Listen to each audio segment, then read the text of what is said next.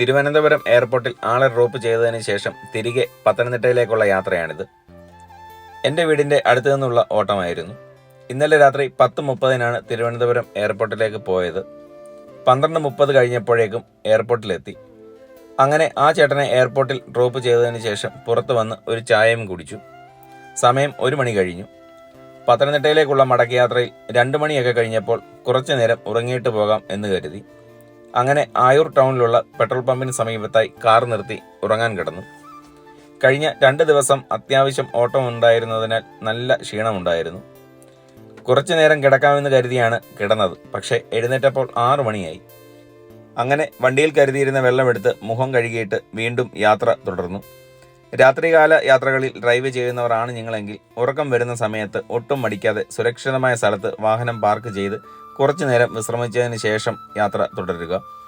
അങ്ങനെ പത്തനാപുരത്തെത്തിയപ്പോൾ ഒരു ചായ കൂടി കുടിച്ചു. ഈ ഒരു യാത്ര എൻ്റെ കാറിലല്ല കേട്ടോ, എയർപോർട്ടിൽ കൊണ്ടുവിട്ട ആളുടെ വണ്ടിയാണ്. ഡ്രൈവർ ശമ്പളത്തിലാണ് ഇന്നത്തെ ഡ്യൂട്ടി. നിങ്ങളുടെ വീടുകളിലെ വാഹനങ്ങളിലും ഡ്രൈവറെ ആവശ്യമുണ്ടെങ്കിൽ വിളിക്കാൻ മറക്കണ്ട കേട്ടോ. അതേപോലെ തന്നെ നിങ്ങൾക്ക് ആവശ്യമുള്ള ടാക്സി വാഹന സൗകര്യങ്ങൾക്കും വിളിക്കുക. എൻ്റെ മൊബൈൽ നമ്പർ ഞാൻ വീഡിയോയിലും കമൻറ്റ് ബോക്സിലും ആഡ് ചെയ്തേക്കാം.